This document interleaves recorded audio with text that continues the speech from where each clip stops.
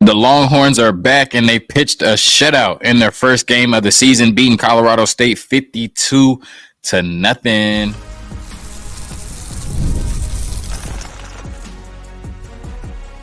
You are Locked On Longhorns, your daily podcast on the Texas Longhorns. Part of the Locked On Podcast Network, your team every day.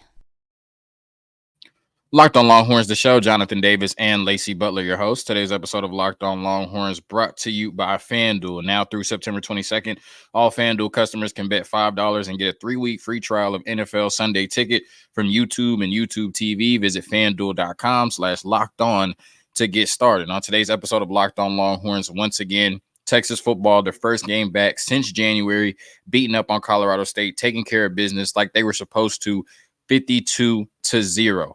Ass whipping. Right, all of that and more on today's episode of Locked On Longhorns, part of the Locked On Podcast Network, your team every day. Man, that was special, right? Like, you wait so long, the offseason is so long, and you got, spring practice and the spring game and fall camp and all of this, what I think is going to happen. And then you finally get to see Texas back on the field, Bevo, you see all the players in the suits, and then you see the players out there making plays. So it's just crazy, that we waited all year, when we finally actually get to see the Texas Longhorns on the field.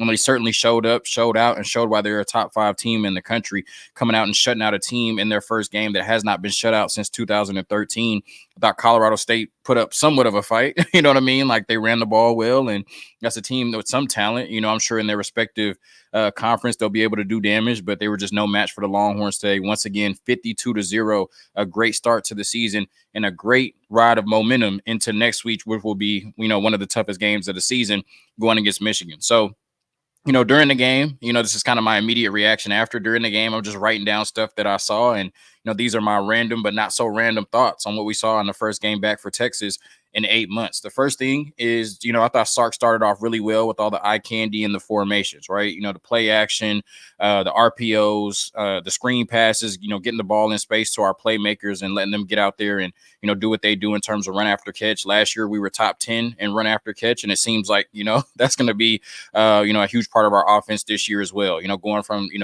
12 personnel to 3 wide receivers on the field, sometimes 4 wide receivers on the field.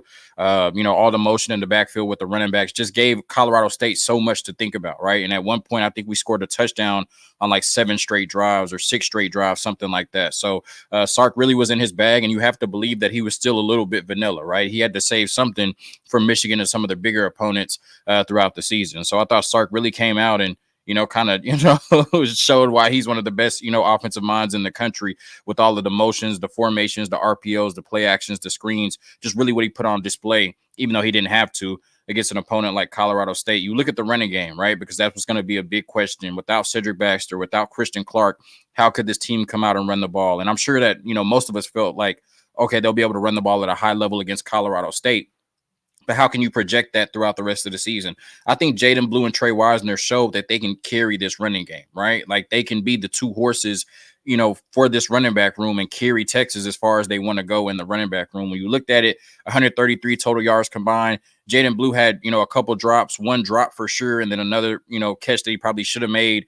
I think, the kind of the ground caused the fumble, or, the ground caused the drop in that scenario. But they both looked explosive, right? And the question was, could Jaden Blue not just be a speed guy or a complimentary guy, but could he be the number 1 back? I think he looked like he could do that. And I think Trey Wisner looked very explosive behind him. And then you talk about Jared Gibson at that 3rd running back spot. He came in, in the second half and looked really good as well. So, Sark has never given us a reason to worry about this running game. Obviously, injuries are bad, and Cedric Baxter is a hell of a talent, and Christian Clark is a hell of a talent as well as a true freshman. But based on what I saw against Colorado State, I think I'm perfectly fine with Trey Wisner, Jared Gibson, and of course, Jaden Blue, kind of carrying this run game throughout the remainder of the season. Isaiah Bond, wow. One of the most coveted players in the transfer portal, and he looked special today. He certainly looked like a number 1 wide receiver, and you could see the chemistry, right? You could see, Quinn Ewers looking for him when he was out there on the field, right? They're going to make magic this year, but, that's Quinn's new Xavier Worthy, right? When in doubt, where is Isaiah Bond, or when is Xavier Worthy? Where is Xavier Worthy? Where is Isaiah Bond? Excuse me. We certainly saw that today, and that touchdown that he caught, was just special in terms of going inside, breaking off that route. He got his face mask pulled, still broke him off. created 3 to 4 yards of separation. And then obviously, Quinn Ewers just dropped it in the bucket. But Isaiah Bond looked really good today. We didn't need him a bunch. He didn't play, after the middle of the third quarter. But yeah, he looked like a number one wide receiver. And that's what I wanted to see, because coming from Alabama, they had a bunch of guys that, kind of all were just 1A, right? And, they're mostly focused on the running game and Jalen Milroe running and then throwing deep. But could he replace Xavier Worthy and be a guy that catches 80, 90 passes and go for over 1,000 yards in this offense? And, so far so good against Colorado State. I thought Matthew Golden looked like a number 2 wide receiver, right? We're kind of, talking about what that rotation would be, or who would come in and, who would be the first 3 on the field. If you're not going to rotate a bunch of guys, who would be the guys you lean on in crucial situations, right? He had 50 yards, 2 touchdowns, had an amazing, no-look touchdown thrown to him by Quinn Ewers. And then there were a couple more plays where he was just open, right? He does such a good job of getting open and, making plays, whether it's in the slot or on the outside. And so if you're looking at that hierarchy, for sure, I think if it's, not Isaiah Bond and he's not open, then it looks like Quinn Ewers is going to be going to Matthew Golden. I think he looks like the number 2 wide receiver in this offense right now. He looks special against Colorado State. And then Ryan Wingo, right? We talked all offseason about Ryan Wingo, a true freshman, how he just looked mature, right? He came in and just looked like a mature wide receiver that had been on campus for years, 6'2", 210, coming out of high school, already had the frame to be a, really good wide receiver at this level. And then he leads the team in receiving, right? In his first actual game as a Texas Longhorn, leads the team in receiving with over 70 yards, catching passes from Quinn Ewers and Arch Manning. So, all offseason, we talked about the 5 stars and how Ryan Wingo was special from the moment he stepped on campus. And yeah, he looked the part certainly today. But I thought all the wide receivers looked good. 9 different players caught a pass in the first half alone. That didn't include Silas Bolden, who ended up catching, the pass for Arch Manning's first touchdown. DeAndre Moore, I don't think he caught a pass at all. And then Ryan Niblett had a jet sweep in the first half and then ended up playing, in the running back role in the second half. But you talk about, Isaiah Bond, Matthew Golden, Silas Bolden, Jonte Cook, DeAndre Moore, even though he was just out there running routes, right? And then Ryan Wingo, they all looked really, really good at the wide receiver position. Then you talk about the tight ends. Gunnar Helm had that big, huge play at the beginning where Quinn Ewers just dumped it off to him. He broke 2 tackles and, went for 33 yards. Amari Nyblack, looked good. Juan Davis touched the ball. And then, of course, you got Jordan Washington behind them. And then you got running backs in Trey Wisner and Jaden Blue, who do a really good job of, catching the ball out of the backfield. So just so much talent, in our pass catching group. But, certainly the wide receivers, a big question was, how are we going to be able to rotate them? How are we going to get them, all involved? How are we going to keep all of them happy? You're not going to be able to rotate them as much as you did, obviously, against Colorado State today. But it shows that, we're pretty comfortable with, our top 6 wide receivers whenever they're in the game, right? They all can make plays for Quinn Ewers at the quarterback position. And then you want to talk about Quinn. I thought his 3 touchdowns were really good. Did start off the game a little bit slow. There was some inconsistency there, but the touchdown to Isaiah Bond, waited for him to get open, dropped it in the bucket. Obviously, he showed why he could be special, why he could be a first-round pick, and why he could be one of the best quarterbacks in the National Football League with the no-look, Matthew Stafford-esque touchdown pass to Matthew Golden. And then on the first touchdown pass to Matthew Golden, just the anticipation, kind of, fitting it really in a tight window, over the defender's shoulder in the corner of the end zone to Matthew Golden for that touchdown. So 3 touchdown passes for Quinn Ewers on the day, really looked good. And like I said, showed why he's a Heisman candidate, showed why Texas is a national championship contender, and showed why he's probably going to be a first-round pick and a future star in the National Football League at the quarterback position. Quick word from our sponsors, get to the money a little bit, and I come back to all of these positive thoughts. I got a million of them about what we saw today in the 52-0 shutdown of Colorado State.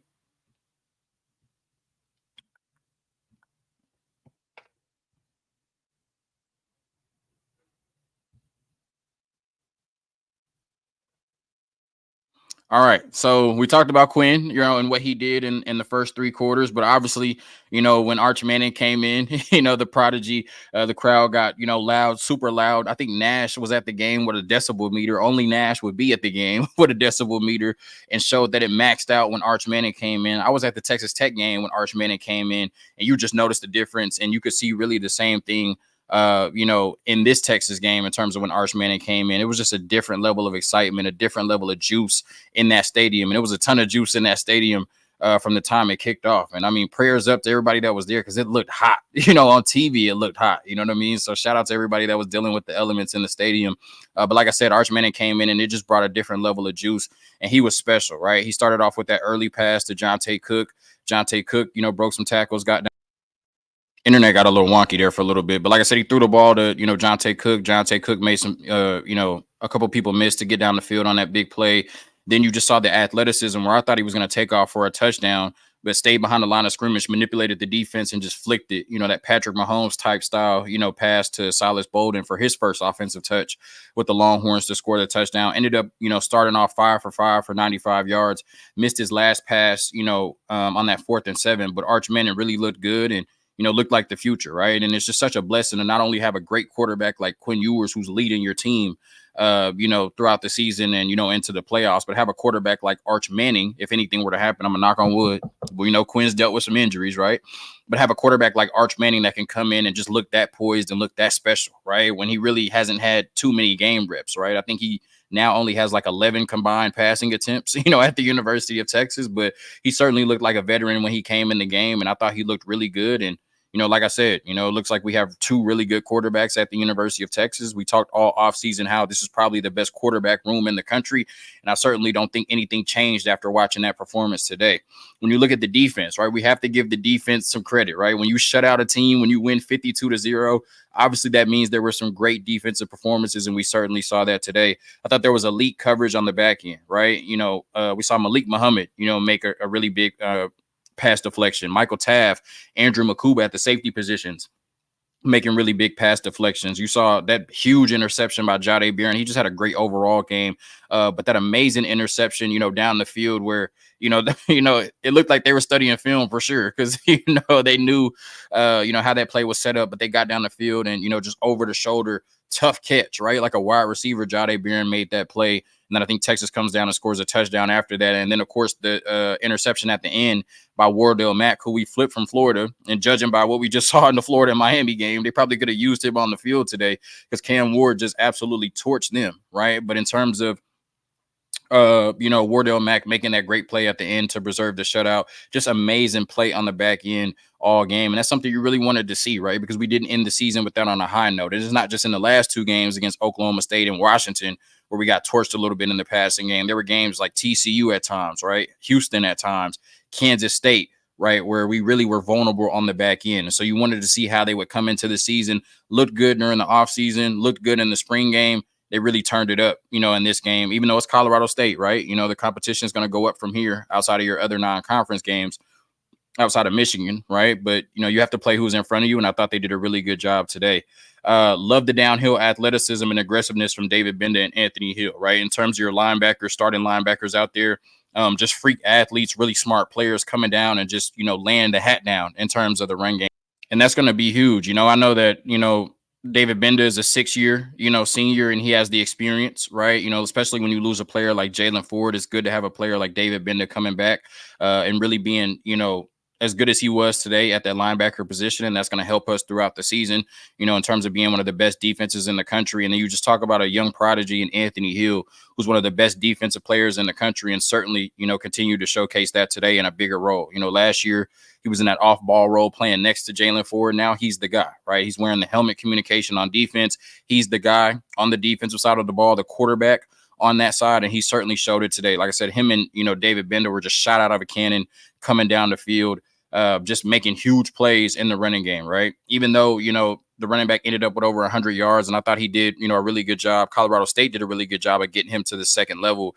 There were times where the linebackers just really shut him down and didn't let him get past that, and then they made a couple tackles for loss in the backfield. The defensive line absolutely got after them on passing downs, right? Let me look at it and see how many passing yards they ended up with. 74 total passing yards on the day between 2 different quarterbacks. That's just an amazing job by the defense as a whole, but it's not just the secondary, right? That's the guys up front, Trey Moore, Colin Simmons, Vernon Broughton, Alfred Collins, Ethan Burke, Justice Finkley, like all of those guys. I don't have to name the whole room, right? But all of those guys just continuously got after the quarterback. And just, for both of those guys, both quarterbacks that they played, just made it a really tough day. All right. And then not only were they dealing with the heat from the sun, right? They were dealing from the heat with Pete Kwiatkowski and his group all damn day, right? And like I said, they only amassed 74 total yards passing with one of the best wide receivers in the country, right? Torrey Horton, who's certainly going to play in the NFL, 5 catches for 31 yards, right? So he was the one guy you had to stop on the offense, and they certainly did a good job of that, but they pretty much stopped everybody else outside of Justin Marshall in the running back room. You have to love what the defense did. And like I said, anytime you shut a team out, anytime you win a game 52-0, there's game balls to go around, right? On offense and defense. But I thought the defense really showed out today. A bunch of tackles for loss. They just really got after it. And then in terms of, being able to make plays in special teams, right? I know at the end, Silas Bolden got a little aggressive, and he dropped that ball that almost, allowed them to score because they would have picked it up on like the 3 or 4 yard line. He made a really big play. You saw Matthew Golden make a really big play in terms of the punt return and kick return. That's going to take so much pressure off our offense, right? When you got Silas Bolden who can, break a punt or kick return for 40 yards at any time, Matthew Golden who can break a punt return and kick return for 40 yards at any time, that's just less, offense that, Quinn Ewers and his group has to produce. So, and it's always going to put you a little bit closer to being in field goal range where you have one of the best kickers in the country in Bert Auburn, or just being on that side of the field where you have so many options with Quinn Ewers. And like I said, 8, 9, 10 plus pass catchers, running backs, tight ends, and wide receivers that can go out there and play at a high level for the University of Texas. Now, a couple things that we need to clean up, just a couple things that I noticed. The offensive line early helped kill 2 early drives with penalties. Obviously, we won 52-0. It's not going to matter a lot against Colorado State. But when you're playing against teams like Michigan, Georgia, right, Oklahoma, some of the tougher road games on your schedule in terms of Texas A&M, you can't have those penalties that kill drives, right? We had the false start early on a drive that led to a punt, and then we had the snap infraction by Jake Majors that led to a field goal. So that's 2 drives that were killed by offensive line penalties. You can't have that in some of your bigger games. You can't have that, when these games are tight, right? Like I said, obviously against Colorado State, no harm, no foul. But in some of your bigger games, that could be the difference between a win and a loss. Once again, I thought our run defense could have been better. If you're allowing 100 yards, to Justin Marshall at Colorado State, you're allowing him to move the ball, the way he was able to. You're going against Donovan Edwards, Alex Orji in that Michigan running game next week. You're going against Gavin Sawchuk when you play against Oklahoma. Trevor Etienne, when you go against Georgia, they're going to run the ball down your throat or at least attempt to. Florida, Montrell Johnson, one of the best running backs in the country. So you're going to play some really tough running games, some really good offensive lines this year. And, you kind of let Justin Marshall from Colorado State have his way, right? So that's something that's going to have to be cleaned up because if teams feel like they can just run the ball on Texas, lean on that running game and kind of keep the ball in their hands, keep it away from Quinn Ewers and kind of, soak up that clock, right? And, win the time of possession battle, that could affect Texas in the long run, especially next week against Michigan when we know they're going to come out and try to run the ball down our throats with Donovan Edwards. So, it could just be, first game back. We'll see how they look next week against Michigan. They could turn it up. They could bring a different level of intensity. But if the run defense looks the rest of the season how it did against Colorado State today, that could be a weakness for the Texas Longhorns not having Tavondre Sweat and Byron Murphy anymore. And then, I thought Quinn played a really good game. There were a few plays he left on the field. The interception, was a boneheaded play. It looked like Amari Niblack had a one-on-one situation on the right side. It looked like Isaiah Bond had got open on the left side. I thought Quinn Ewers was just holding it a little bit too much, trying to do a little bit too much, not noticing the defender behind him. Threw it, it got tipped and then intercepted. And then he had Isaiah Bond on that wide open pass over the middle where Isaiah Bond almost went up and got it. But it was just a little bit too high for him, and then he got hit pretty hard. And then there was a play on the right side where he threw the ball out of bounds where Matthew Golden was wide open.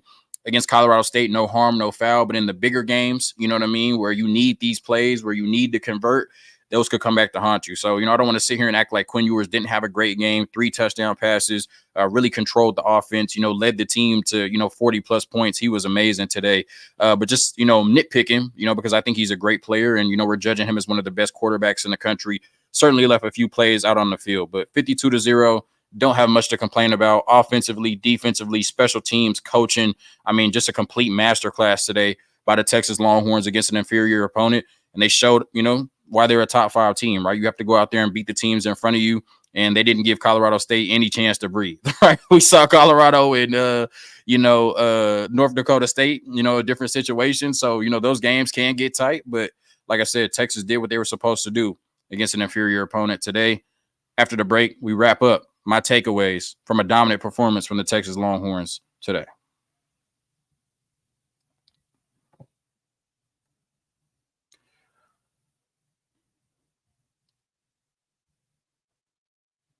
All right, just finishing takeaways. So much talent and depth all over this football team. I mean, when the backups are coming in making plays, Arch Manning came in and looked great. Jared Gibson came in and looked great.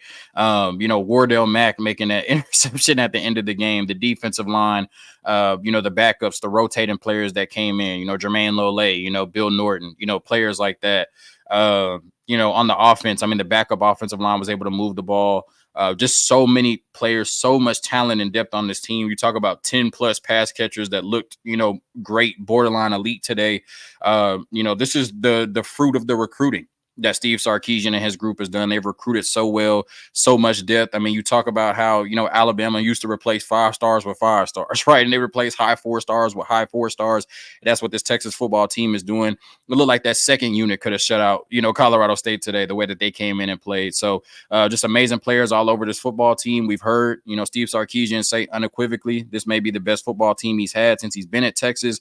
And I think we saw that depth really show at a high level today because, like I said, the backups and the third stringers looked really good. A great tune-up ahead of one of the biggest games of the season against Michigan. I think that's really important for this Texas football team. Obviously Colorado State is not on the level of Michigan, but, you showed, that you're a well-oiled machine going into that game. And, now I'm confident that Texas can go into Ann Arbor and compete against Michigan at a high level because of what they did today.